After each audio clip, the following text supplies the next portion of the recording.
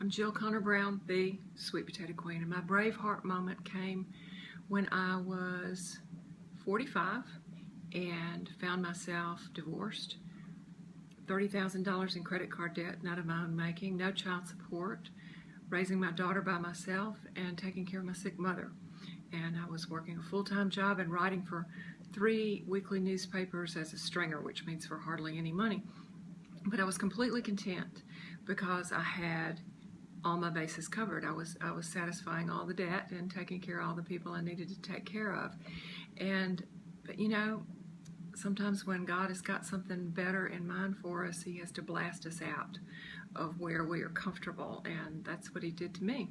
When all of a sudden one of the newspapers with no warning dropped my story, and that was $300 a month, which was my light bill at the time. So that's how compartmentalized I had everything to satisfy all my obligations. And so purely out of panic and desperation to try to replace the lost $300 a month, I was forced to pursue other avenues for my humor writing. And you know, I saw 2 Timothy chapter 1, verse 7. It says, "For God has not given us a spirit of fear, but of power and of love and of a sound mind." And then I happened to see verse 6, and I said, you know, if I'd have written that, I made that verse 8, because it says, "For God has not given us a spirit of fear, but of power and of love and of a sound mind." And the new verse 8, which I have suggested,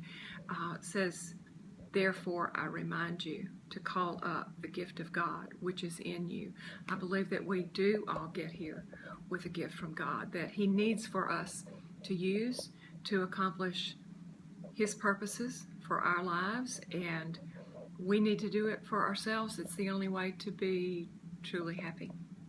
And so I'm profoundly grateful to report that after my Braveheart moment, I did pursue other avenues for my writing, and I ended up with 9 national bestsellers, 2 #1 New York Times bestsellers, and God gets the glory.